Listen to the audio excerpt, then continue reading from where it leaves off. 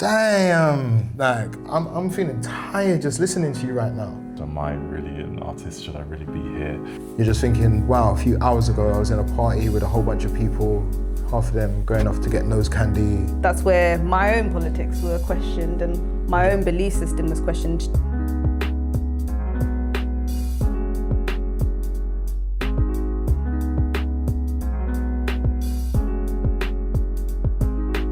Good morning. Hello. How's it going? All good, all good, all good. How you been? Yeah. Morning. Morning.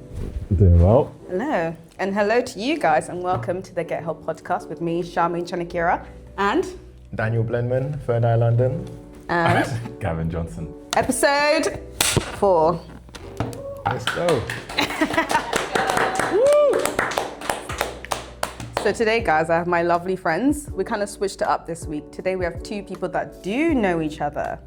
Yes. Yeah. And for a good amount of time as well. Yeah. I first went along to one of your exhibitions that you paid for in East London. Was it Shoreditch? Yes, it was Old Street. Yeah. I remember Okay, that but one. before we get that far, should we tell people who we are? Yeah. My name is Daniel Blenman, Third Eye London, and I'm a mixed media artist from Southwest London.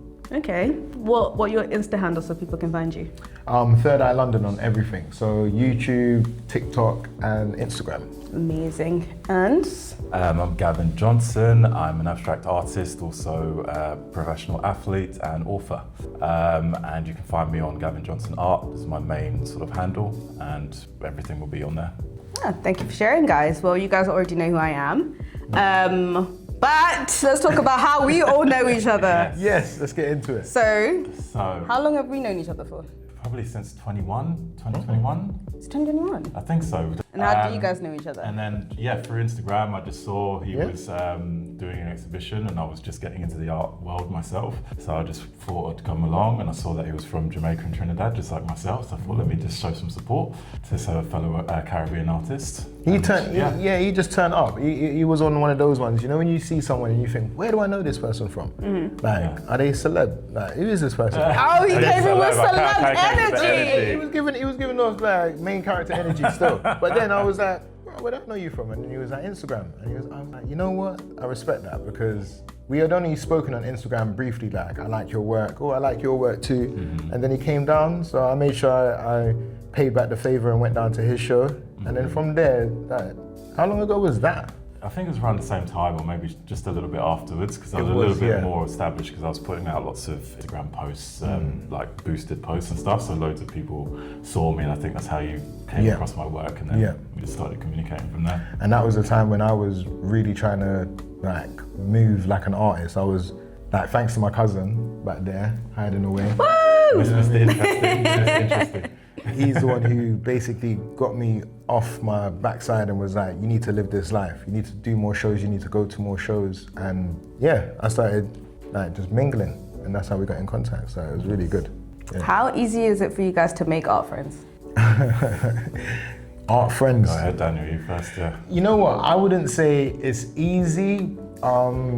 It depends what kind of friends you have in your personal life, I would say, because some of the people I've met, like yourself and Gavin, are people that I would know in my personal life. And then I wouldn't consider you guys just art friends. I would consider you guys friends that do art. So there are some people I know or I've met that they're cool, but if it wasn't for the art, we probably wouldn't be mingling in the same circles. So there are a few people like that, but I don't know. It depends how social you are, I guess.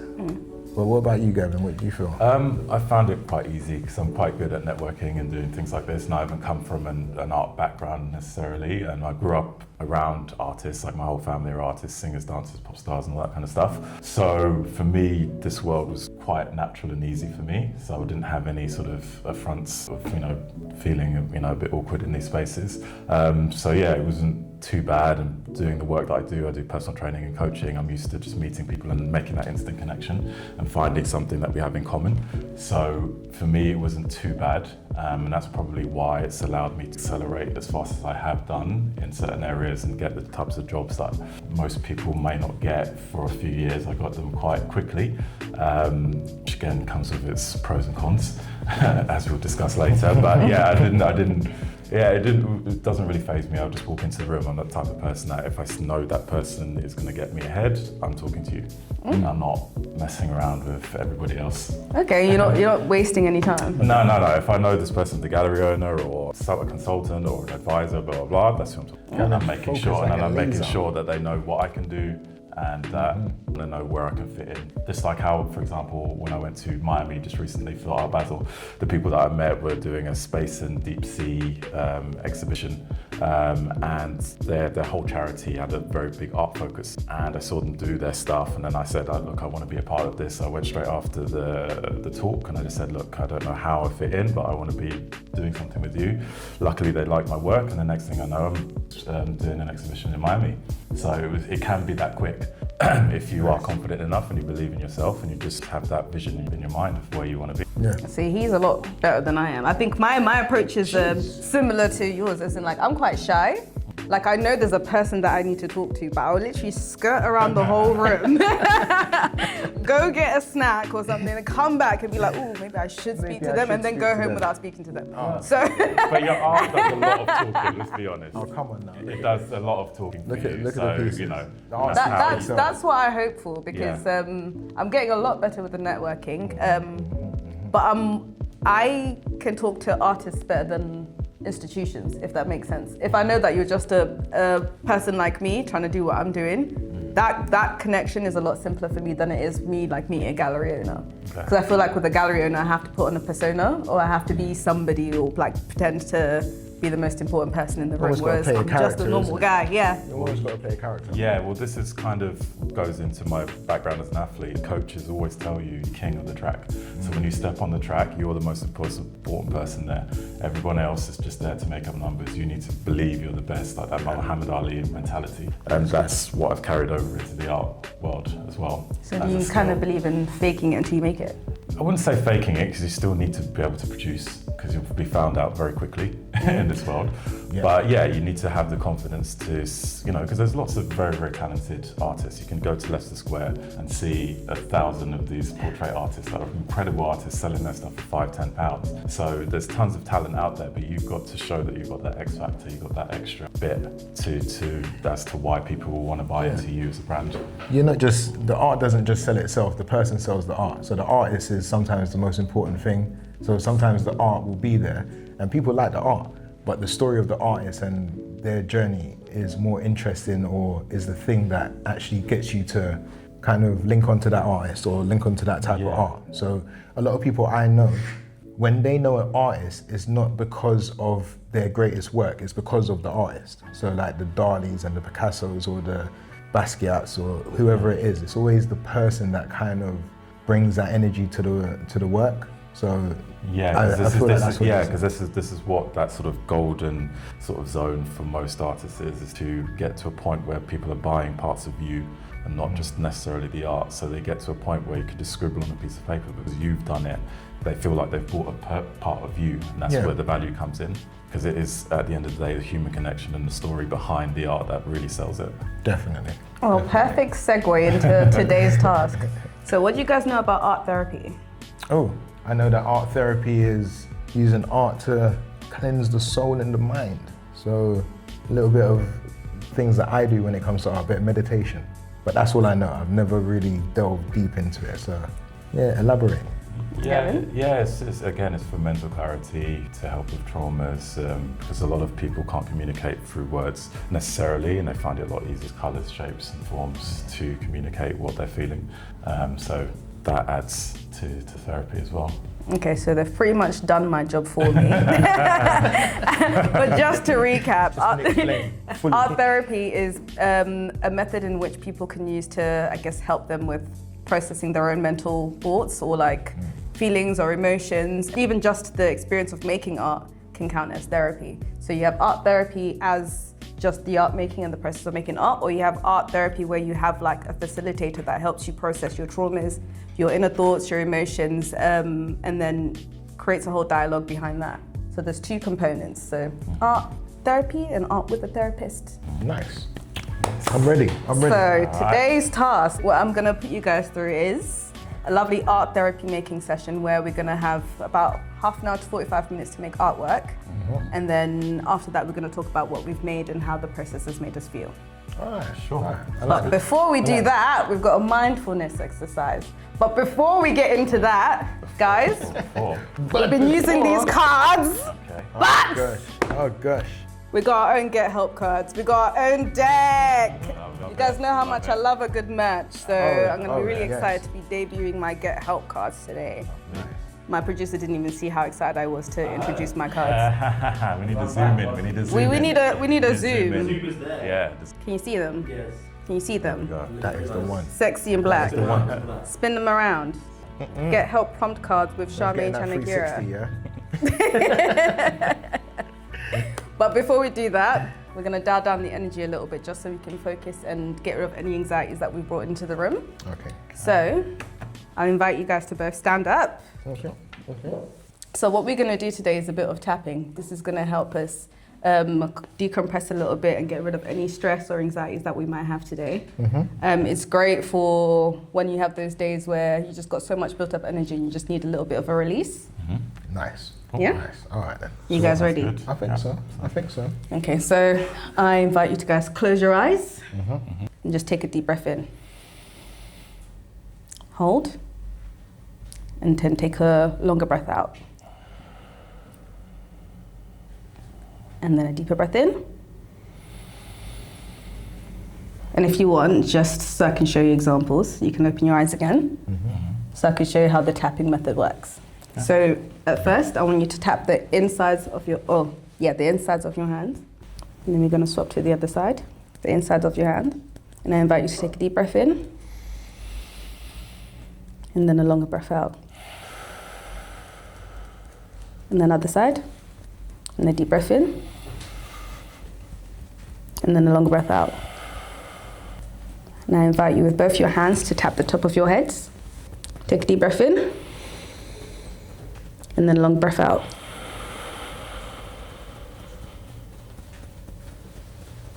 Then with both hands, I invite you to tap just on top of your eyebrows.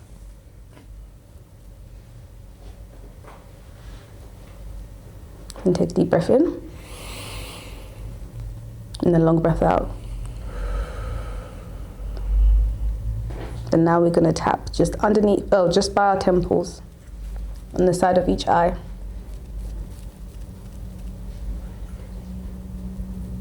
And then take a deep breath in. And then a longer breath out.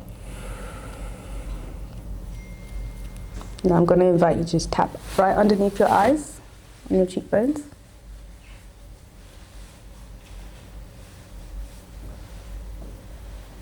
And then a deep breath in. And then a longer breath out. Now we're going to tap the space between your upper lip and your nose. Take a deep breath in. And then a longer breath out. Now we're going to move on to tapping on our chins. Take a deep breath in. And then I'll breath out.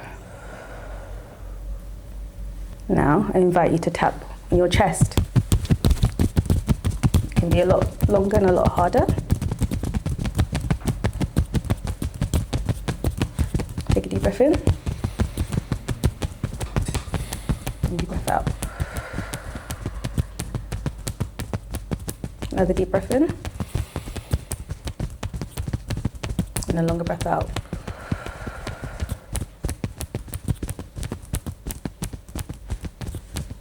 Now we're going to tap underneath our arms on the side of our rib cage. So if you want to put your arm up like this, leg at your arm, and just tap side of your rib cage.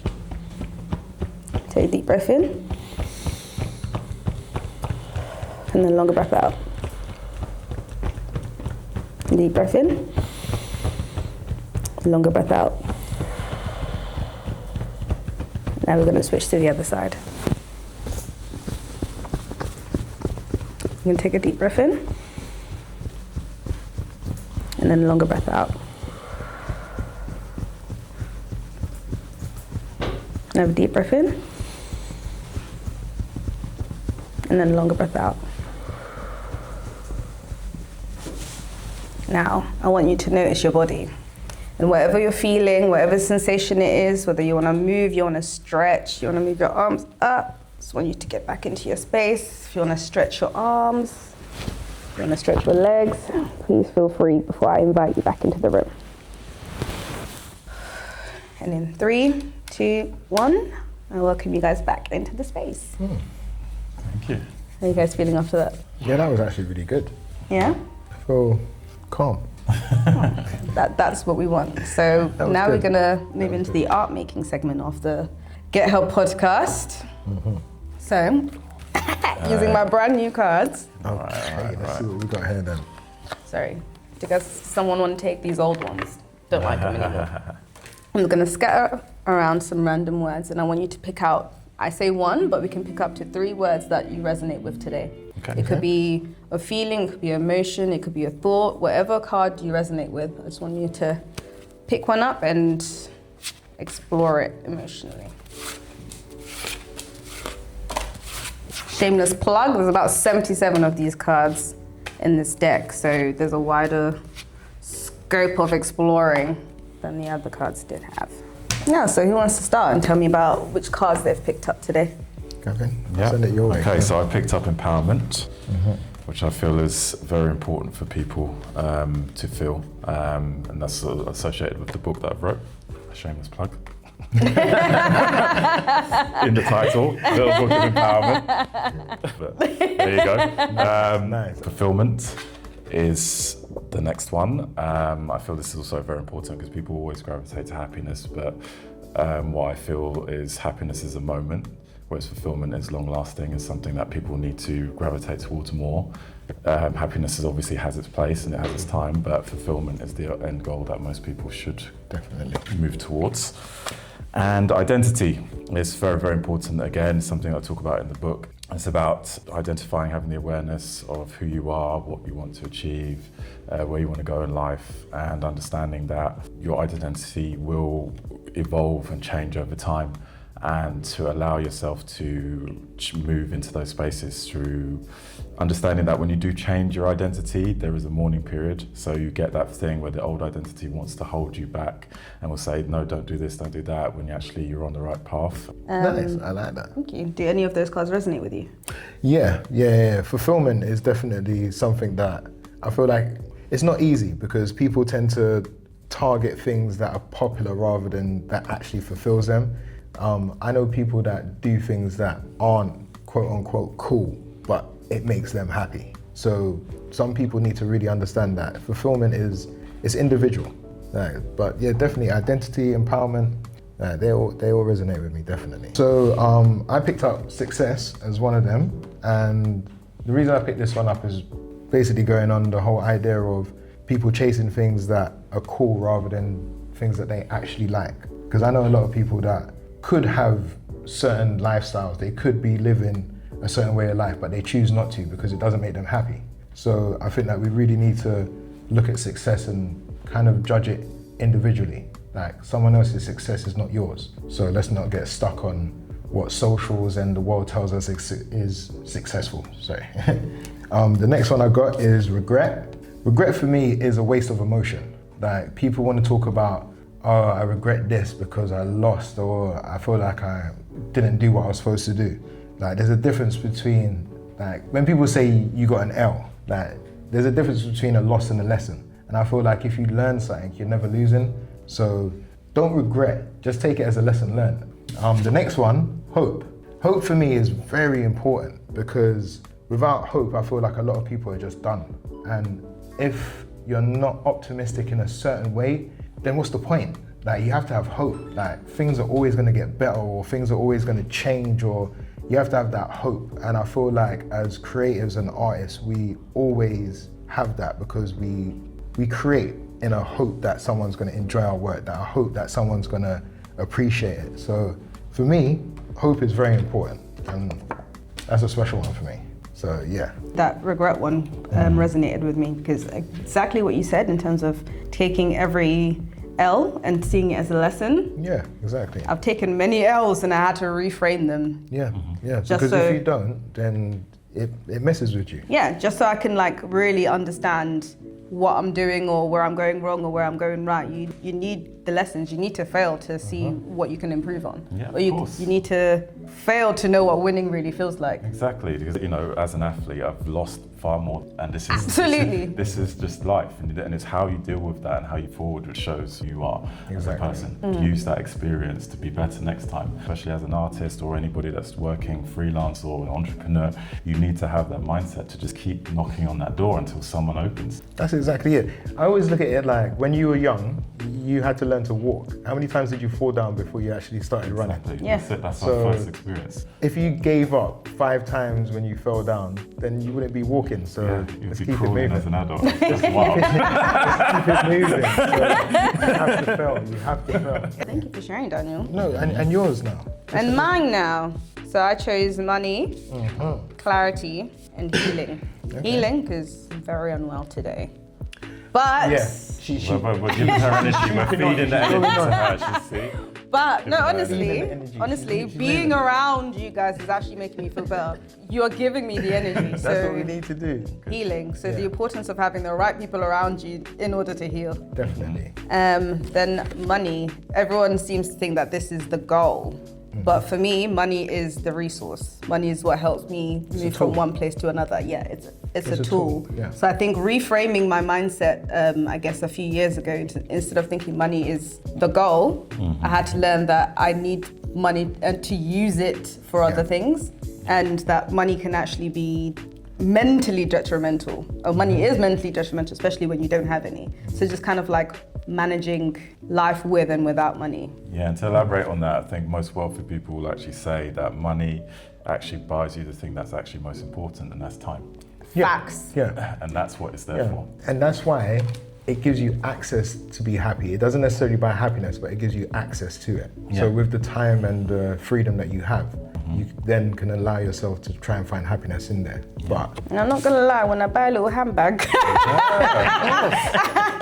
retail I'll be feeling a little bit Retail happy. therapy is real. Seriously, When it's that serious. commission money No, comes no, in, no. Hey, when it's that commission serious. money comes in, you're like, what? when rent is paid, I sleep well. Yeah.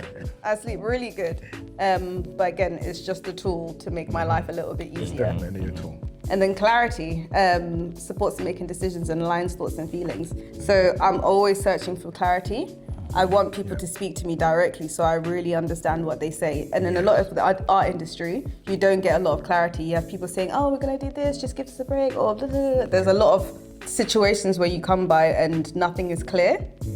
So I only do things if they make sense or if things are spoken clearly to me. If things are in writing or if things are clearly worded out so we all understand. And that's not just in business, that's in relationships as well. You know, if these cards resonate with you guys? Clarity is a definite big one for me because I'm a person that works on that good communication as well. And for me, you get clarity through good communication, and I don't like it when people can't communicate.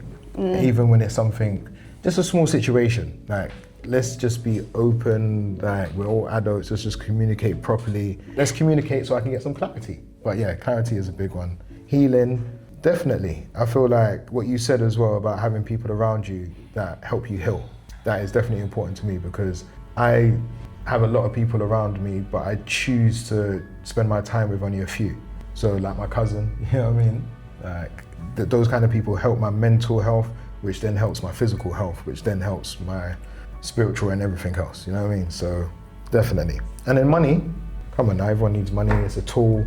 The world that we live in today, if you don't have that, you're restricted. So it is definitely something that we need to pursue certain dreams. And I mean, not all your dreams can be pursued with money, but as you said, it's a tool and it helps. Thank you. Well, now we're going to move to the fun part where we actually get to make some artwork. Oh, we're gonna make some marks on some paper. Yeah. Yes. So either side of you, there's a trolley. We've got paints, paint brushes, we've got clay at the bottom, and some aprons. So if you guys get your Get Help aprons on. Oh, look at you, you're merch queen for real, aren't you? I told you, I'm merch queen. I like that. Money allows me to be merch queen. This is how it I gets like you this. to the money. This is what gets you to the money. Plug. See? All right. So what I just want a canvas. And I've got some paints on the side. I may just take one of these and watch you guys. Oh, good. Everyone's having a snack in between, yeah? In between snack. Yeah. Guys, do you know the fun part? Gavin What's that? told me today he's coming in with an idea, and I said no. I know, Sabotaged stand me. down your idea, I yeah? said Sabotaged me. no. So what, freestyling? We're gonna So, freestyle. so He wanted to free pour some paints, and I said no. No fluid pouring for him Gavin today. was- So what was it about wanting to pre-plan? It's just that's how I do everything. From athletics to writing to everything, I'm very much a planner. But then I give the impression that it looks wild and free. So it's kind of a controlled chaos is what I sort of base a lot of my work around. So I've been quite skilled at that. So to actually do freestyle is a little bit out of my comfort zone. A bit daunting, yeah? Let's see what happens. Let's see what happens. Let's get it in. Well, sometimes you need to change your environment to grow, right? Yeah. And the good thing about art therapy, you don't need to make anything perfect. Yeah. It's just about exploring the art materials and what comes out after. Yeah, exactly. So hopefully that gives you a bit of peace of mind. Yeah. So, It doesn't need to be a polished piece, and just play. yeah. I'll play about some ideas. I've got some steady ideas in my head, but You got some sick ideas in your head. no, I like to freestyle. I do like to freestyle, but that just comes from randomly painting and doing artwork. That's why I do mixed media, because I don't really know what I'm gonna do day to day. So it might be on a table, it might be on a piece of canvas, it might be on a piece of wood, it might be on a motorbike, I don't know. So freestyling for me is kind of cool. Is that your general process then? Yes, I tend to think about something and then I'll just work on something that's been bugging me. So with me, I have a problem that if I think about something and I leave it for a couple of days, it bugs my sleep. So then I have to get up and I have to actually get it out. And once I get the idea on something and I'm kind of semi there and I'm like, you know what? Yeah, okay, it's in the real world now, then I can relax. So my process is a little bit weird. That makes sense. I feel like we work quite similarly in terms of just getting art materials and starting. Just kind of banging stuff out. Yeah. And then it's not wrong, it's not right, and you just kind of work it as you go. You know what I heard the other day? And I thought, you know what, that's quite interesting. So, because I was always that guy that's like, I create. Like I create art or I create just imagery or pieces or whatever it is. Somebody said, they were like, yeah, I don't know what you think about this as well, Gavin. But they said that we're not creators, we're antennae and we produce because if we didn't do it, somebody else would. Yeah, So there's a whole theory around that with ideas, that if you don't act upon the idea that's in your head, someone else, it'll be passed on to someone else. Yeah. Essentially. So we're almost so you like need receivers. so you need to basically take action. Otherwise, that good fortune will pass on to someone else, essentially. Yes. That's quite an interesting theory. Who's that by? Who said I it? don't know. Just one of these things I've just heard over time. I actually thought it was quite interesting because I'd never really looked at it like that. Never really thought like I'm kind of just receiving signals and acting on that rather than just creating from my own mind. It kind of, I guess it makes you feel a little bit, not helpless, but you're not the creator control. of, you're not the creator of this idea. The idea is out there and you're basically just a receiver. You're gonna. But who's sending the messages? Hey, that's a deep topic. That's a conversation for a different podcast. This podcast, please. Who's sending these messages? Because like I work spiritually, or like I work through intuition, and I kind of feel like sometimes the images are like passed down to me. You know what? If you want to go down that road, then we can get into the spiritual side because I do believe that even just having dreams, like, I'm not necessarily crazy religious. Like, I don't have a sect. I'm not with a group. But I do believe in a lot of what the Quran or the Bible or the Torah might have to say. Yeah, for real, we dream. We have these moments of flashes where people say that they've seen things or they've picked up messages. Where do these things really come from? So that is actually a really interesting conversation to have. What do you feel? Are you particularly religious? I'm not religious. I was raised Catholic, but then kind of left the church and did my own thing. Yeah. Because I didn't quite understand organized faith. I always believed that my connection to God or the universe was always directly to me versus, I guess, being processed by a priest or someone in the church. Yeah, I get that. I mean, religion kind of says things itself, because isn't it Christianity that says that in my name a gathering of so many people is church? So basically, a handful of people talking spiritually, that's church. So you don't necessarily have to go to a building. And they've told us this, but then they still make you necessarily feel guilty for not turning up. But I hear what you're saying. I'm definitely spiritual, but in a more personal connection to God or the universe or whatever it might be. Yeah. What about you, Gavin? I've got a strange relationship with religion. I do believe it's good for you, but I do believe also that it's a lot of problems with society have come with how we interpret religion. And it's a very difficult conversation that a lot of people don't want to necessarily have. Yeah. And that it's birthed a lot of the isms that plague society, because a lot of the time the religious groups try to make out that their version of the religion or how they believe things is the true way to access God. And then once you have that as a mentality with a group of people, they tend to demonize or dehumanize the other groups. And then once you do that, you lose respect to other people, and then that allows you to treat them less than human. And that's where all of the isms come out, the racism and all that type of stuff tends to come from that, because we're quite tribal in our ways, so we stick to these sort of groups, and a lot of these problems come out, and it kind of feels anti what the message of religion was supposed to be, which is love and togetherness and everything and all those things. I had a conversation with somebody about that. It seems that a lot of religions are pretty much the same. It's like a different version of each other, but a lot of what people are arguing about is who delivered the message. So they're not arguing about the message, because the message is pretty much the same. They're arguing about who delivered that message. Was it Jesus? Was it Muhammad? So sometimes it does get frustrating, because generally you guys agree on everything. How much does politics play in your artwork? I know people don't like to talk about politics, but does the state of the world affect what you make? Does it affect your supply chain? Does it affect sales? Not really, because I tend to work with very human things that we need to gravitate towards. So love and passion, abundance, mindset, awareness, all those types of things. So in a roundabout way, yes, because societies are made up of humans, and humans, need to have all of these things to be the best versions of themselves, I believe. But in terms of an actual political thing, no, it's not really sort of obviously a political statement I'm making. I would say in my artwork, it definitely does. Only because I work with a lot of mental health issues and things that, what do they call it? Are popular in the zeitgeist, the popular things right at that time. So I work on a lot of pop culture. So sometimes something might come up in the news that does trigger something that will make me say, actually, that would make a really cool piece of art. But then it can be a little bit, not difficult, but depending on what it is, if you look like you're picking a side, it can be a little bit, it could be interpreted that you're picking a certain side. Is there something wrong with picking a side?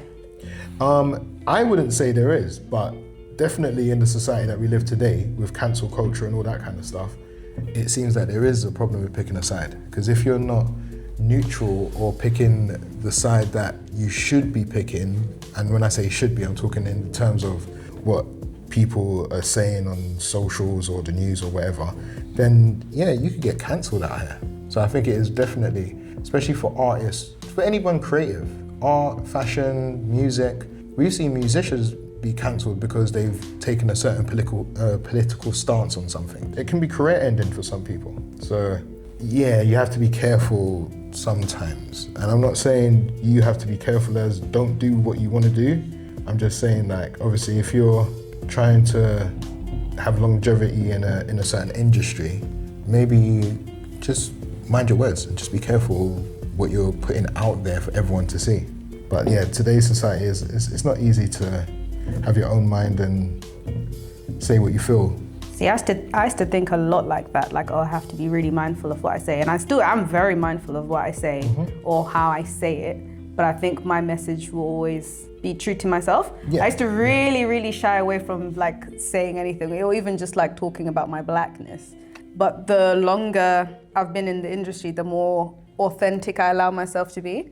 I have to be true to what I believe in order to share what I believe, if that makes sense. All of my artwork is about me and my own personal experiences, and I can't lie to myself. Of course not. And because I'm not lying to myself, I'm not lying to my audiences either. Yeah. Like, these are the things that will affect me. Like with this Black Lives Matter, I'm a woman, I'm a feminist. Like, there's so many things that are about me in my artwork, and if I don't share them, I feel like I'm not being authentic. 100%. There's definitely ways to communicate, where is that word? And there's definitely a way to be clear in my message And without that's where trying to rattle anything. That's where it becomes difficult, I think, because if people interpret your message as something that you're not trying to say, then it goes out of your hands. But if you can be very clear and let people know this is how I feel, this is exactly what I'm thinking, then yeah, it doesn't get mixed up.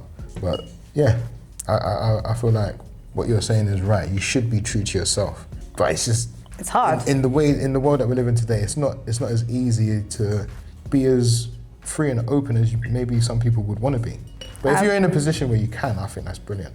I have a painting like I made a while ago, maybe years ago, called "Likeability is a Jail." Oh gosh. And that was kind of about that. It's like, in order for me to be liked, I have to stifle my own opinions. Yeah. But that's just never what I was about. I paint to free myself. I think that's why all creators paint and create. I do think likability is a jail, and I think wanting everybody to like you is virtually impossible, because you're going to upset someone, because everyone has different opinions, different upbringings, different things that trigger them. So me being a feminist might offend someone who isn't about that, or me being a proud Black woman might offend some weird racist out there. Yeah. Like, you're not going to please everybody. I think that's a good way to filter out your tribe. Yeah, isn't it? It was the best way to filter out my tribe. Yeah, because now your peoples are with you. They're not wishy-washy in and outs. They're with you. Yeah. So yeah, that's exactly. And I also think people can have polar opposite opinions, but still find a common ground. Well, yeah, this is what I was going to say, that most people, they have this black and white way of thinking, whereas if I don't agree with what you're saying, that means I hate it. Yeah. And it's like, this is such a cognitive dissonance that's going on, and there's all sorts of problems going on with people, and this sort of urge for everyone to conform to one particular idea, one particular sort of way of thinking, which again, for an artist, goes against everything that we should stand for, because we're here to celebrate all walks of life, all opinions, and again goes against liberalism, which a lot of people claim they are, but then if you don't agree with what they say, they become the people that they're actually fighting against, quite ironically, which is common in lots of things when you go to extremes. But I think a lot of people need to take a step back, really listen to how the person's saying. Again, delivery is very important, because you've got people like the Andrew Tates who are very obnoxious and say lots of very sort of purposely inflammatory things. They say things for clickbait. Yeah, and he's openly come out and said he's doing it for attention, and a lot of the manosphere people. But at the same time, some of the messages aren't that bad. Just get into the gym, work out. But then the way he delivers it just gets people's back up. And then obviously all of the rubbish stuff that he has done as well, genuinely done, and it's just mixed in. Mm-hmm. So you got a lot of these types of people out there on social media where they've got really mixed sort of bag, but then can we claim that's just being human? We are a mixed bag. We're not all good, we're not all bad, we're just like a mixture of the two. I feel like it's just the understanding, like what you said.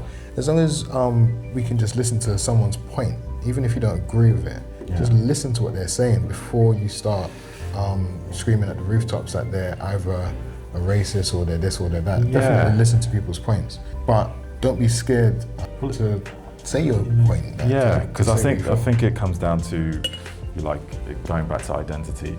It's one of the things is when people make a criticism or say something that goes against their identity, they go straight on the defensive, when they should actually take a moment to take in what they're saying, because some of those inputs may be there to help them improve as a person, but you're so stuck in that mode of, I need to defend my identity, he's coming for me, instead of actually saying, okay, he's pointed out something, let me take that on board, let me take a moment to see if this is actually true, can I learn something from this? Some people are And married to then move it ideas. from that, but they're so tied into that identity and wanting to defend it, which is, it becomes very difficult. They're married to an idea because at the end of the day, like, just explore what people are saying, and sometimes you can find out that you're both not wrong.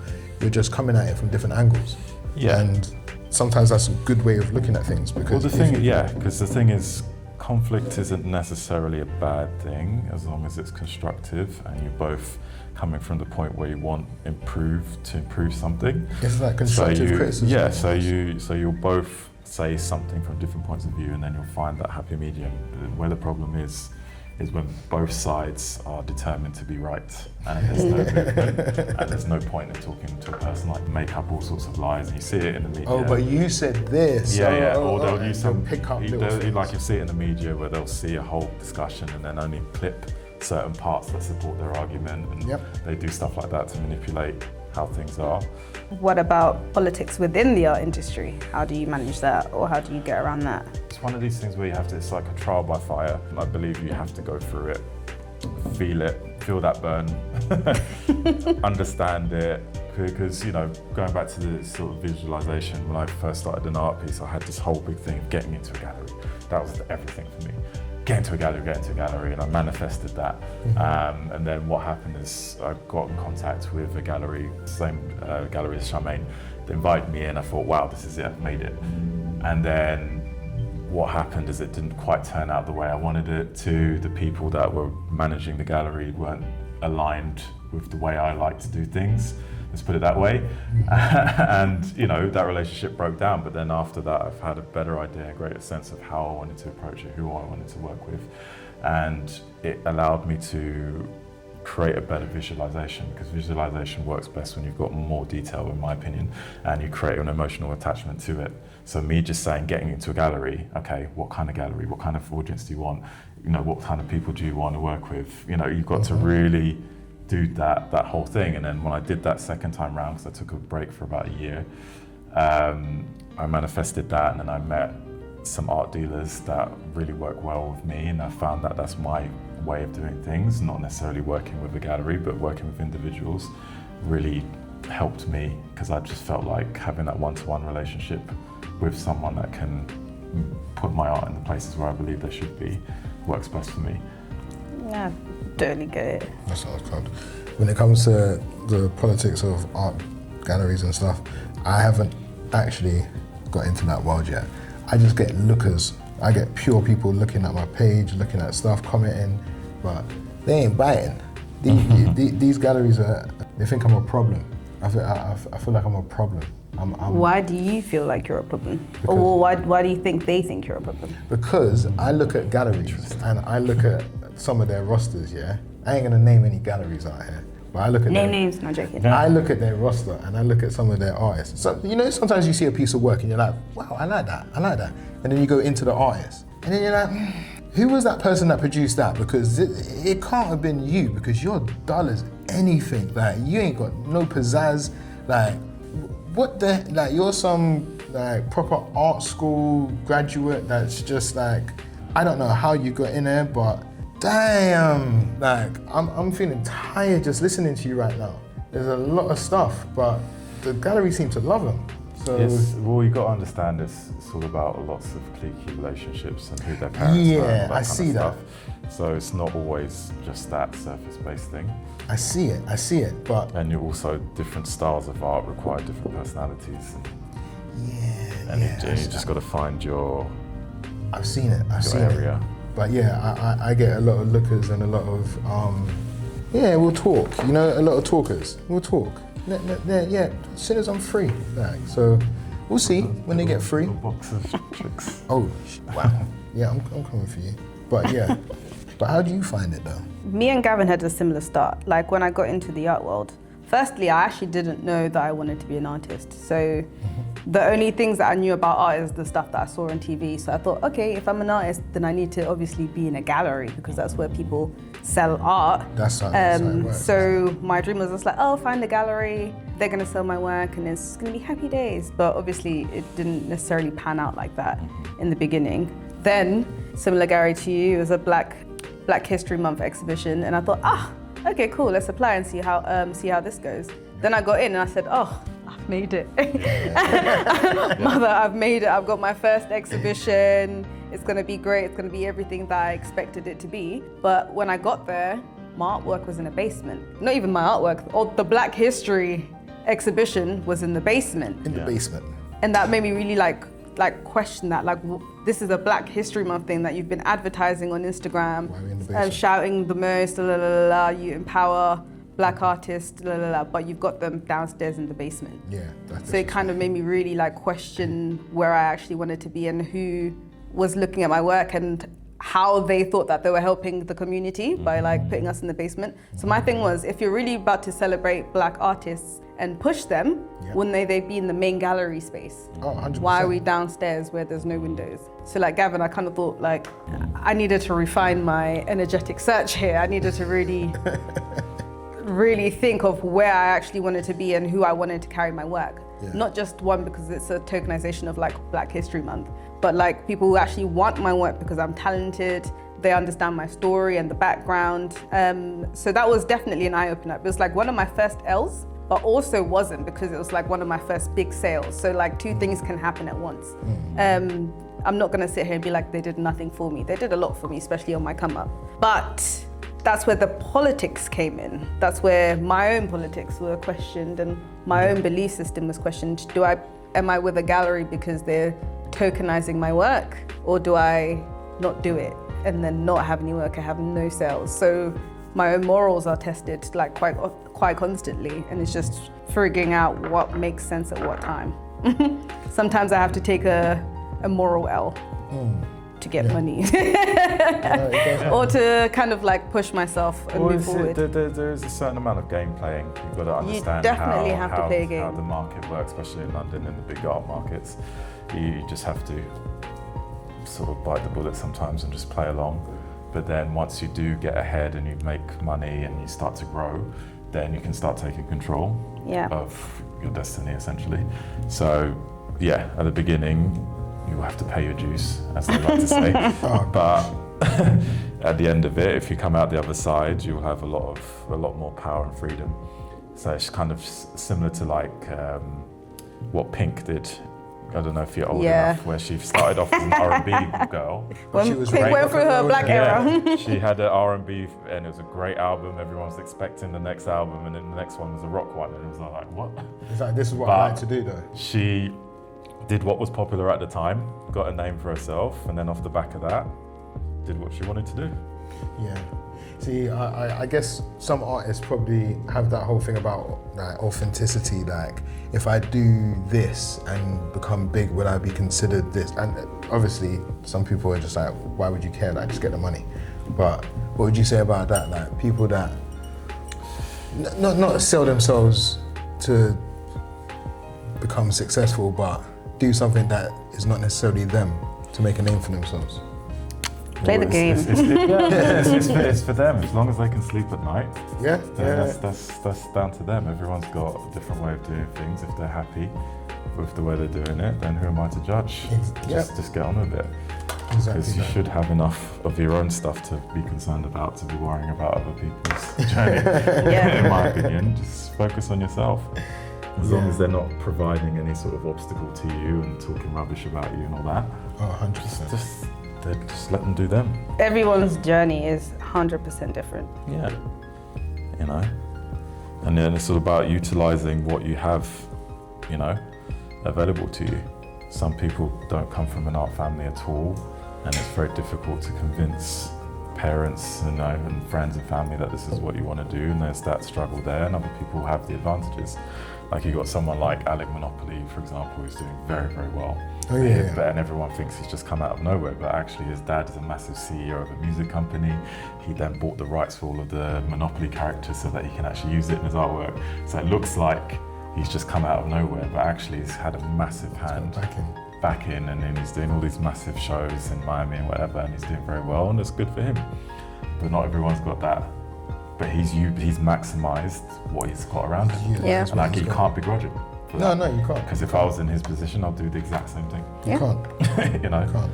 I guess what you're saying is for the people that are out there saying, self-made, look at this person. Yeah, do a little bit of research. Or not even that. It was just like, you know, you're a sellout. Well, so what? He's got his yacht, he's got his private jet, he's flying over to Dubai and all sorts of, you know. Selling that in what sense though? Yeah, it's like he's doing his thing. Just Yeah. May not be my personal taste or preference, but yeah.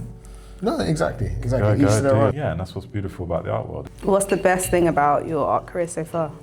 Best thing? Yeah. About my art process. Your art careers. Oh, art careers. Opportunities. You realise that art is a skeleton key, and it can open up so many doors for you that you are like, I never had an envision of being an artist. I was an athlete, I was on that path. I was going to be doing interviews on TV, winning all sorts of championships. That's what I had for myself. It didn't quite work out that way because of injuries and all sorts of things. Injuries. Yeah, lots of injuries. Then lockdown happened and I wasn't able to train. All the tracks shut down, so I decided to basically do all the things that I claimed I didn't have time for. So that was, I started a podcast, I did a life coaching course, I then wrote a few books. Then I went into art, and that's where I sort of stuck to for a little. Yeah, and I just had no idea. You know, I've never thought in a million years I'd be an artist, because when I was younger, it was either going to be an art teacher or work in Leicester Square. That was the options for an artist when I was younger. So it just wasn't an option, even though my family do a lot of that kind of stuff, more in the music industry. But at the same time, I've had great examples of them being successful in that area. So it wasn't like a million miles away from me. Mm-hmm. Back to the original question, I think was the best part is getting access to places like this, the space people. I met the first woman that ever did a watercolor in space, and she ended up buying a piece from me. You know, I would never, ever have met this person normally. Just having access to places that you've never come, even being here, meeting you guys, seeing what you're doing, going to your show and seeing you grow, it's beautiful. And these things just, you know, would have been nice. I'm doing things like this in my other areas, but it's just nice to see it in this area as well. So it's that kind of thing that I would say is one of the best things, is just having these experiences and meeting people. I'm gonna say something so stupid. I like being an artist because I like to get away with shit. I like to get away with wearing stupid shit. I like to get away with saying stupid stuff to people. I like saying things like, I want to paint you. You know what I mean? Yeah. I like saying stuff like that to people. Paint you like a French girl. Hey, listen, I'm painting. Treat me like one of your friends. I'm ready, Daniel. Whenever you want. Just give me Hey, bro, we're gonna have to talk after this, yeah? Pure wise today, like, pause. Like, listen, no, but seriously.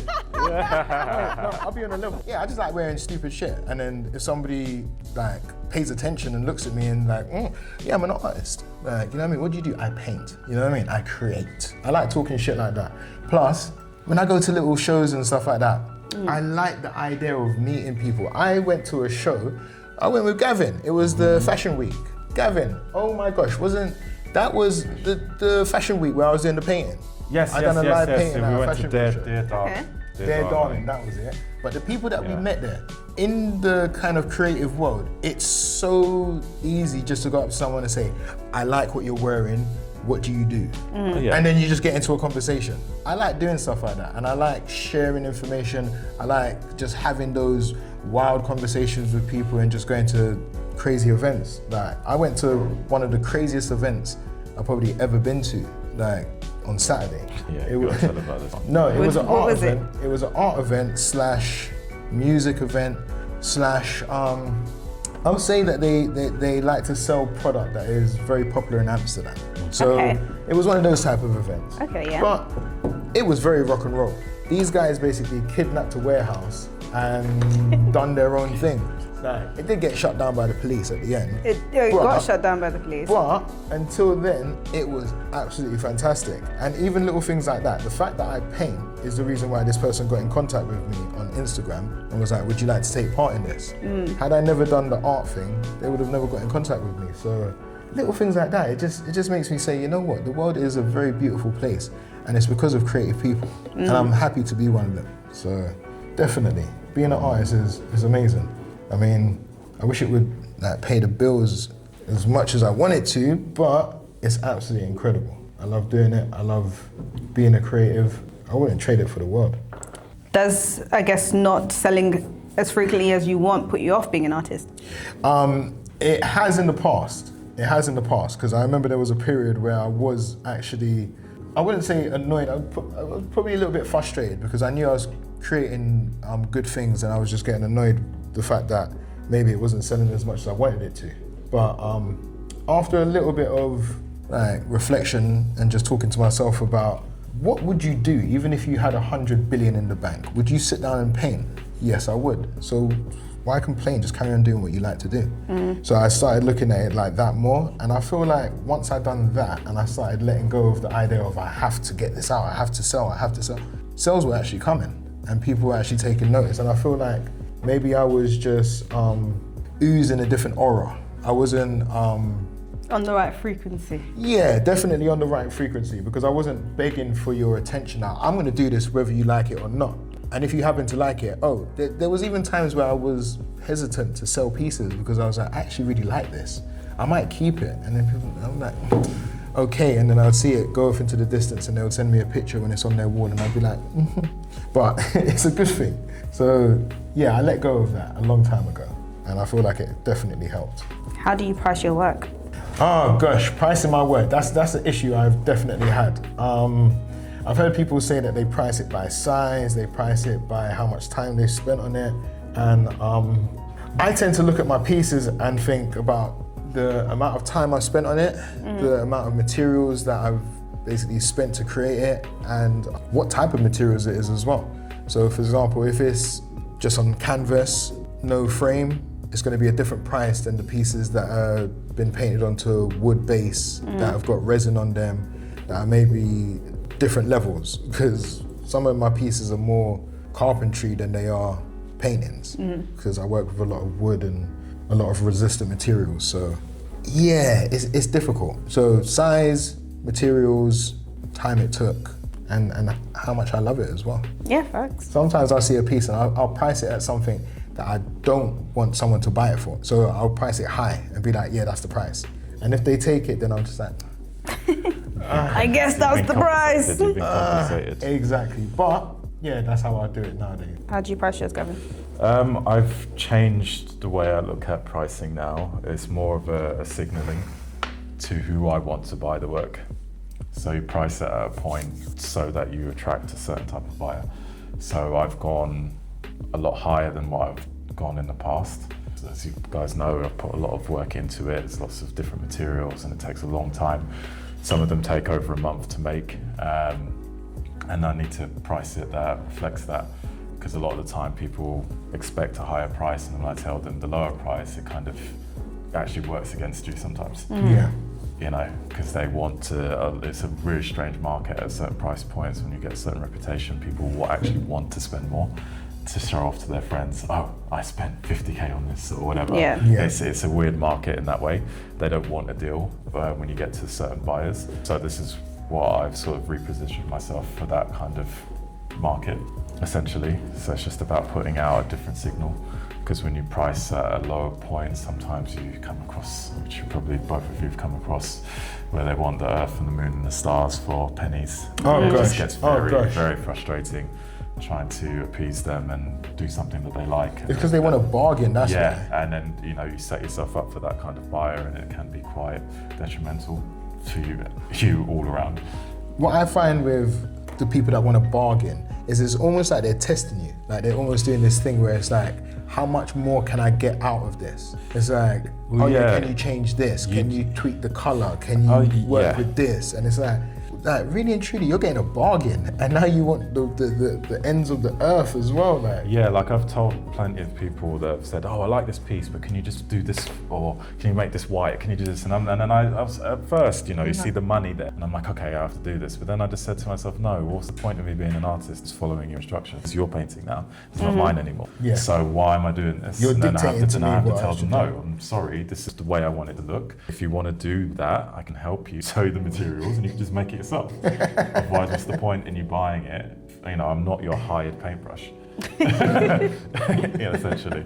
Because then I might as well be stacking shelves in Tesco or whatever. I'm not here to work for anybody, I'm doing my vision. And that's the thing, like you want to be that type of artist that's left alone to give somebody something that you've created rather than something that, as you said, they've dictated to you. Yeah, because and then for me it just leaves me feeling just really empty because it's just not my work. I'm just taking instructions from someone who doesn't really know what they want, and they're just waiting for you to just fall on that magic combination of colours and whatever, and that could take forever, you know. And it's very frustrating. Like I had one piece very early on in my career where I had to do this commission of this painting, and he wanted, and this is an abstract painting, and it was used fluid art, so it's one-offs, and he wanted this particular thing, this particular part, and I had to redo the painting 8 times, and this was 1.5 meters by a meter, so it's a big painting, and I wasted maybe about 10 litres of paint, and it almost made me stop being an artist. I was just like, I can't do this anymore, I'm taking money back, I cannot face this anymore, because in one night I've redone this painting, which is scraping all the paint off, starting again. It even got to a point where the paint was turning into plastic and I had to peel it off the canvas because we watered down so much. And it was just so stressful, and it just wasn't what I wanted to do. But eventually he just, I think he felt sorry for me and just accepted my April version of it and paid for it. But it wasn't a pleasant experience. And then after that, I just was more, let me do what I'm doing. If it resonates with you, fine. If you want to buy it, fine. But I tend to stay away from commission work. I've got certain styles and structures which I can repeat, which is fine. But then if you just trying to describe an abstract thing to me, it's ridiculous. You know, I don't know what's in your head. You don't even know what's in your head. Commission works are really hard. Yeah. Because you do have to, you've got a client that you're pleasing, and it's not easy to... You're working to a brief, essentially. Yeah, and I want to make my clients happy. I show them every single part of the process as I'm doing it. I want to make sure that they've got a piece that they really like and that they're proud to put on their wall. But when it's done in that way, it's just very stressful and very damaging mentally. And it just makes you not want to paint anymore, essentially. It gets you to that point where you're just like, I can't do this anymore. I like to meet my clients in person before I do commission. Yeah. No, it's smart. Because then I get to kind of feel their energy. I'm an abstract artist, so whatever's happening in your head is not happening in mine. Yeah, exactly. So I kind of work off their energy and kind of produce that way. Yeah, that makes sense, actually. I get people trying to get me to paint their dogs and stuff like that. Oh yeah, you get all of that. It's paint my dog for free. Yeah. Paint my dog for me. Paint me for free. Just like, oh God. I had someone tell me, or paint my dog for likes. I live in a nice area. I have a lot of dinner parties. Why don't you paint my dog? Lots of people will see it. Oh, get out of there, man. If you had to give yourself advice before you became an artist, what advice would that be? Ooh. Before you got into the industry, what would you have liked to know? Just going back to the original thing, really visualize what you want to be and where you want to be and who you want to work with and where you want to be placed. Just have that very, very sort of strong image in your mind, because it really will set you up better for how you maneuver yourself within the industry, because then you'll have your things that you'll accept, things that you won't accept, and you've got boundaries essentially, so you can navigate yourself a lot better, because without it you kind of blowing in the wind sometimes, and you can get taken advantage of a lot, because it's a very leechy industry where everyone's trying to get their piece of you, especially the people that control the market. So you need to be aware of that and understand who to work with, who not to work with, and all that kind of stuff. So really do you think you could have visualized without having the experience? No, obviously not. You do, as I said before, you just have to go through the fire a lot of the time. But if I could give advice, it would be to be aware of it more. Still experience it, but just have that awareness so that you don't fall into these traps of doubting yourself, feeling insecure. You can avoid all of that, and you can just actually take it on the chin and say, okay, this is a process, this is something I had to go through. Whereas if you don't have that necessarily, sometimes you're just like, oh my God, everyone hates me. The industry doesn't like me. What am I doing here? Why am I wasting all this money on studios, equipment, and you just sort of beat yourself up. Let me ask you a better question then. Go on then. Go on then, son. Do you find it easy What's hard to balance this work life between your home and everything Oh else? God, Matthew, Batman. No, you know what? That's a good question. Go. No, that's a good one because I was talking with the main man behind the camera, my cousin, my blood, my family. I was saying to him that it feels like Batman and Bruce Wayne, a different life outside of the art thing. So when you go to art shows and you're parading around and meeting people, shaking hands, talking to people about art, exchanging details, all that kind of stuff, and then you go and you're chilling with your family, having like Easter dinner or something, and you're just thinking, wow, a few hours ago I was in a party with a whole bunch of people, half of them going off to get nose candy, the other half doing whatever, like they got after party. Exposing you. No, this ain't the family, this is the Batman side. Okay, you know what I mean? Like, and then when you go home to the family, you're Bruce Wayne. Yeah. Like, so it's crazy because some of the events I've been to, like as I was saying that one on Saturday, geez, like one of my boys was walking around there and he was like, bro, this is like Fast and the Furious, man. They got someone in the corner doing tattoos, they got someone upstairs doing healing music, they got this, that and the other, like, and then you go and eat Sunday dinner. This was an event. This was an art / music / product event. And yeah, no, it was really good. But yeah, when you come from that and then go and eat Sunday dinner the next day, it's a little bit Batman and Bruce Wayne. So it feels strange. Balancing it is, I wouldn't say it's difficult because I enjoy doing it, but it is, it's an adventure. I'd say that much. What about you? It's the more it's the contrast between doing two things that seem complicit, going from high-level sport into the art world. So there's definitely a different mindset because the sport obviously is highly competitive. There's no sort of hiding place. It's you. If you don't make the results, you know, that's it. Whereas in the art world, it is very competitive also, but in a different way, and it's not as competitive directly.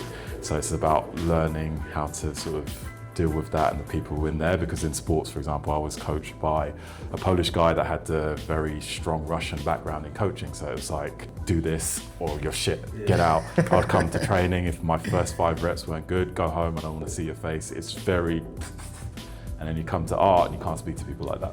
So it's just a learning process of having to be a little bit more human, I'd say, and not less robotic and sort of results driven. Okay, so if you had to be something else besides an artist, what would you be? I'd lean into my writing a lot more, which is what I'm kind of doing now. So that was one of my first things before I did art. I was writing a lot, film concepts and things like that. That's always been something that I've naturally been quite good at. Mm-hmm. But then art is an extension of that, because with art, as you know, there's always a big write-up and you need to sort of do that version of the art piece and explain the story behind it. So it kind of lends itself into similar areas. But yeah, it'd probably be more in the writing side of things for me personally. What about you, Danny? For me, I would probably, it would probably be like carpentry or something, or like, Nice. I've got a thing about forging. Like, I like the idea of bending metal and turning it into something. But I suppose, again, that's Game of Thrones. Yeah, I like the idea of making swords or gates or like ornate things for people's houses. But I guess that's another extension of art. So I don't know what I would do if it wasn't creative and I couldn't do it like hands-on. I don't know what it would be, because I was thinking like maybe a builder or something, but then again, I'm still thinking about creating that house or that structure. So it's always Something to do with your hands and like making something. I like getting involved. I mean, I like to think about ideas, but I'm not an office person. Me sitting behind a computer or doing anything like that would probably kill my spirit. So it always has to be something where I'm delving in and having nothing at the start and then stepping away and there's something there. So for me, that's definitely where I would go. If it wasn't canvas, it would probably be just bricks or wood. So. How do you guys deal with burnout? Oh God. You say, oh God. I just walk away and find something else to do. Luckily, I'm doing lots of different things, so I'll throw myself into my athletics, I'll train, and then when I feel ready, I'll come back into making art. and then or I'll go to writing. There's always something I can do. So I just find a different place to place my energy. You know when it gets to that ugly stage? Yeah. Where you're like, it's not quite there, but I know if I stick it out, it's gonna get there. So when you're in that stage, sometimes I'm just like, I'm done. And more time I've got like 2 or 3 pieces going at the same time. Yeah. So I'm just kind of like, let me go and lie down for an hour. Halfway through me lying down, I'm working it out in my head and I'm putting pieces together. And it's almost like a refresh for my brain. So I'm just taking that time out to just put it together in an abstract way, and then I just jump back on it. But then when I have long periods of burnout, that can be kind of depressing actually. And I feel like when I have long depressions of burnout, it's not just burnout, it is maybe a little bit of me getting over emotional or being a little bit depressed, because when I'm creating, I'm not thinking, and if I'm not creating, I'm overthinking, which means I'm probably not in a good place. So if you see me not making art, I'm probably overthinking a situation or an event, and that's not where I want to be. So burnout is not nice. It's not a nice place to be at all. But it happens to the best of us. And I've just been told by our producers that time is up. What? That was... Already. Yeah, Sophie at the back said done. That was absolutely amazing. Seriously. No, time You enjoyed flew. it? Good. And look, I really enjoyed it. Time flew, and you know when time flies, that's when you know you're having fun. So I love that. Okay, sweet. So how was the whole process of making for you guys? It restricted me. Yeah, let's go back to that. So yeah, how was it yeah. not doing what you usually do? Forced me out of my comfort zone, and then I went back to, because I did something of a similar style one-off right at the beginning of when I started painting, and I thought, let me revisit it because people really liked it, but I just didn't pay attention to what they said. And just continued with the style. But having come back to it, it's because for me, it's like, there needs to be a certain amount of challenge. That's the athlete in me. So when you're working with materials that have free movement, which I like in my abstract, I like to not know how it's going to turn out. So I don't like to necessarily always use a paintbrush because I feel like it's too much control. I like to just see what happens. Wibble and wobble. I move with it. Whereas the results can be quite nice, but I just feel like I've got too much control in it, and I don't like it in a way. But You let control chaos. So you actually preferred it. So you actually prefer fluid because you don't have the control. yes, that's what's attractive, because then there's a challenge of having to try and manipulate it and control it and make something that's actually aesthetically pleasing without the, so you've got the colors, you've put in various different things, and it's just like life, like having a child. You can put in various different inputs, and then you just stand back and you just guide it. This guy really giving birth to art for real, Yeah, innit? and you just guide it, and then you just see it, and it turns into something, and you think, oh, it's not going to work out, and then it turns out really pretty in the end, and you're like, okay. So it's that kind of process which I enjoy, and it's that challenge and that sort of not knowing what can happen, but that's kind of like life, how it describes, and that's what sort of gets me going in that respect. I like it. Okay, show the man them on the other side. Here's my abstract piece. Nice. Look at that. And if you had to give it a title, what would you call it? I'd call it, let's see. I was going to say something really bleak, but Say it. I want to hear into the void. Into the void. Into the void. Oh, good. I like that. But let's Why stay there. into the void? Because it's got that kind of thing where it's kind of cavernous, where you're kind of going into the center of the piece, but there is a light at the end of it. Positive place, transformation, let's say. So you're kind of like walking into the void. Walking into the new identity, yes. Walking into. Do you wanna go deeper into that? Walking into this new identity? Yeah. Well, if you're looking at what I wanted to do, which is the fluid art, now I've done something a bit more paintbrush. So it's a new identity. You can reframe it as that. So this is what it is, I guess, off the top of the head. And how does that reflect on your outside life? Or what's going on in, I guess, your waking world? Well, I've taken a break from actually painting at the moment, so I'm focused on the writing. Yep. you know, whilst I'm away, you know, I'm starting to get the itch to get back to canvas, work again and working on various different styles. And I'm looking at other artists like yourself and everybody else, and I'm thinking, oh, when I come back, I'm going to do this way and do that way. And I'm just learning and how to make my process more efficient, because a lot of my stuff is based on structure and, you know, planning and spacing and all that kind of stuff. So I'm always looking for more efficient ways of doing what I'm doing. So yeah, and this style, people seem to like it a lot. So, and I don't mind doing it. It just doesn't give me that same feeling as the fluid art, or essentially, or the textured stuff that I do. But yeah, it's just giving me another option in my abstract world, and then I can combine it with everything else. So would you do this kind of art outside of this room now? Yeah, I would definitely do that, and I've been meaning to do it, but you just get caught up into a particular style, people like a certain thing, and you just keep on that track.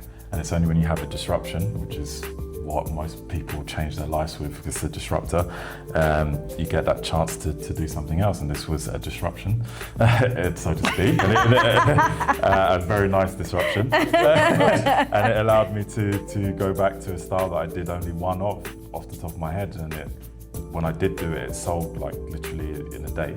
It was like, paint wasn't even dry, and people were like, let me have it. So maybe I need to go back to it, or do a few more at least. Just have some in the collection. Just the range, yeah. Just to open up the range. Just ready. Gavin started this thing saying, oh, do you have any pots of water I can have so I can make some liquid? I said, no liquid. No liquid pouring today. Yeah. We're not going in with ideas, we're just going to let it happen. If you had to be anywhere on this painting, where would it be? I would say... show them. Oh, yeah.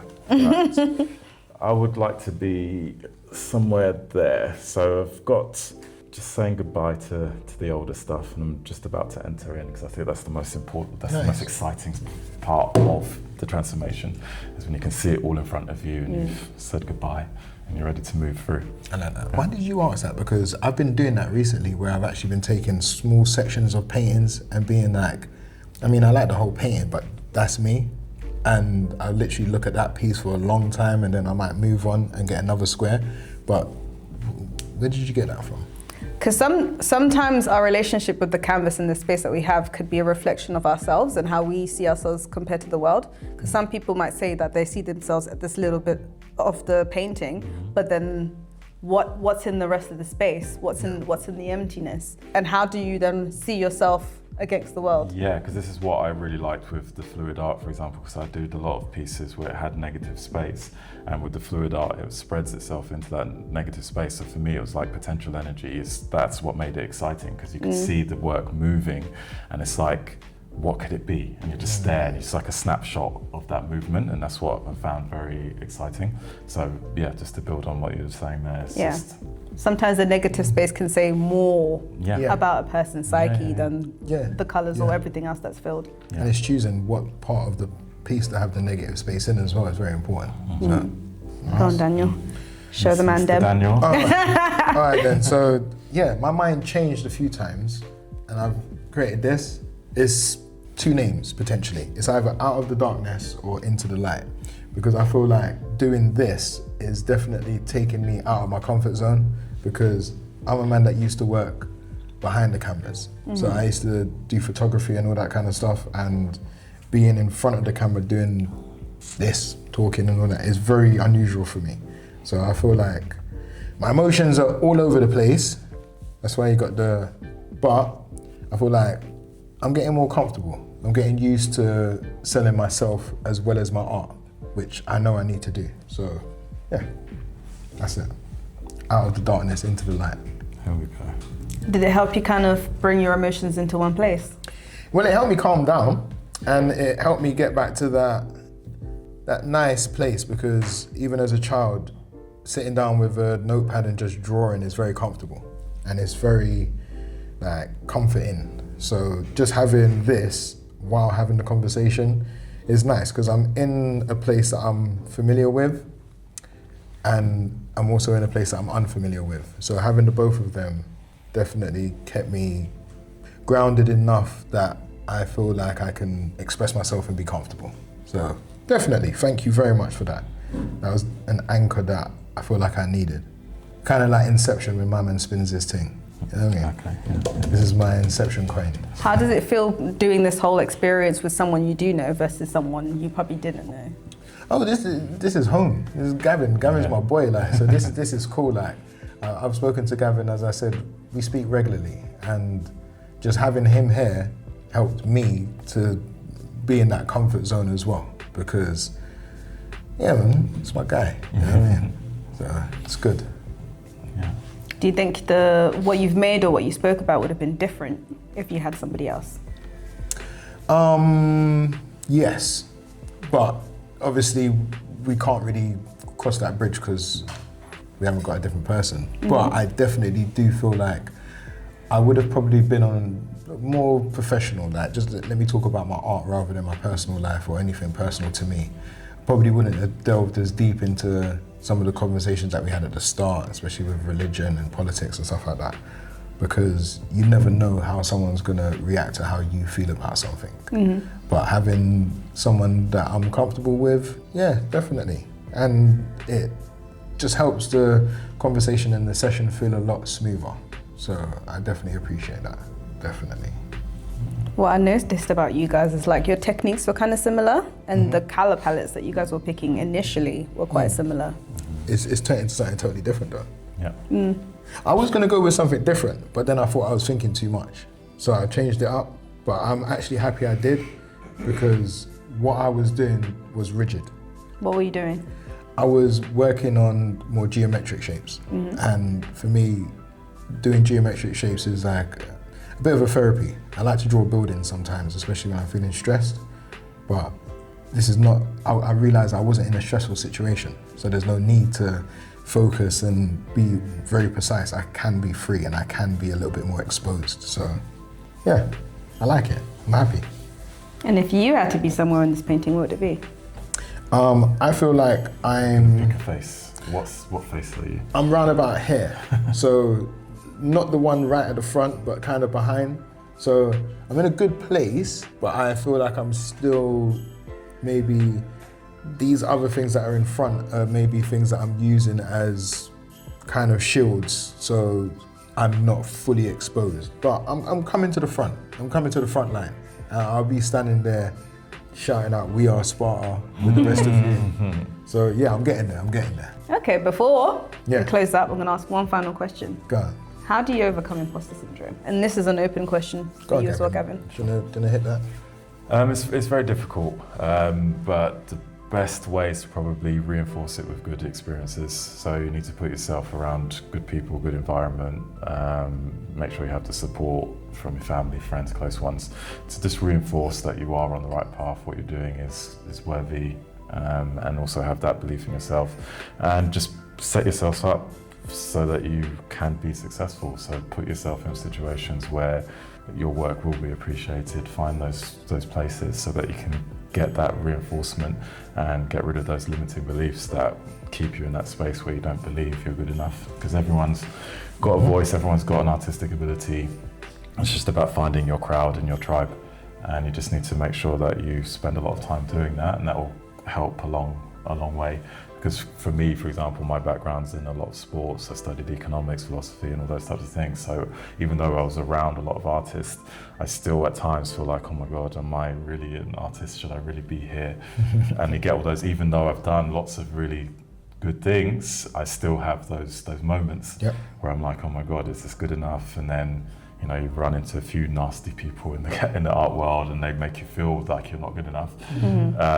But you need to just keep plugging away, take stock of what you've done and really use those as your pillars to prop yourself up and sort of reinforce the fact that you are good enough and you are doing things and you are making people happy. And what you're saying, you know, is worth, you know, listening to, essentially. Yeah, no, I would agree with that. And I would definitely say, be your own cheerleader as well. Because at the end of the day, if you don't believe in yourself, how are you going to convince other people to believe in you? If you walk into a room with your head down and you're standing in the corner by yourself, not talking to anyone, like, the art industry is not trying to find you, you're trying to find the art industry. So you got to get out there and do it. So instead of second guessing yourself, be your big cheerleader. Like, shout your name from the rooftops and believe in yourself. Because yeah, I just say you got to get bougie out here. You got to absolutely believe in you, because then when you have that confidence, it oozes. You got to have that aura, because people ain't gonna see it if you don't. So definitely go out there and grab it, man. Take it. You know what I mean? Ask for forgiveness rather than ask for permission. You know what I mean? Well, So- certain context. Hey, this guy, man, you feel wise, man. Come on now, man. We're talking about art here. We're talking about art over here. No, but you know what I mean. You know what I mean. Like, we've got to really, like, you got to push yourself. You got to push yourself and make sure that you are the one in the room talking yourself up. You know what I mean? Like, be confident. Let people know that you are the shit. You are the thing that you're the thing that's missing in the art industry. Aim Mine for the is stars and do it now and then scream later. Yes. Yeah. Oh gosh. Well, say Do it something, now Gavin. and scream later. Exactly. Love that. Because we're all gonna feel out of place until one day we realize that we've done the things that we said we were gonna do. So Yeah. you are that person. Yeah. You are that fly. Yeah. Yeah, seriously. And sometimes you gotta actually just put down a little checklist. You have to Like, acknowledge your own wins and be like, I did that. Exactly. Yeah, I it's did just this. about I awareness. did that. It's about your commitment to consistency. You need to consistently keep working on your craft, working on making sure that you're challenging yourself, because it's very important for me anyway, is to feel like you're challenging yourself every time. That keeps things interesting. I would definitely say as well, to the imposter syndrome thing, is like, if you're struggling with like technique and skills and stuff like that, yeah, practice. I would say practice, get techniques up, because if you've got a certain arsenal underneath your belt and people can't tell you nothing about nothing, then it's different. If you can walk into a room and someone can say, could you do this? And you can say, yeah, no problem. Then, you know what I mean? You're much more valuable than someone who can't. So once you've got those things under your belt and you can literally walk into an area and do whatever anybody's asking, then, hey, listen, you might not need it, but as long as you got those things under your belt, like, trust me, get your skills up, get your techniques, and no one can chat to you. You know what I mean? Everyone's gonna have to talk to you nicely. So, it's all good. It's all good. And I'm gonna segue into my piece now. Nice. You guys need to talk to me nicely. Always. There's a lot of emotion here. Hey, but we started off the day with you feeling a bit That's what I'm rough. saying. This Yeah. maybe a depiction of how you feel. My puke.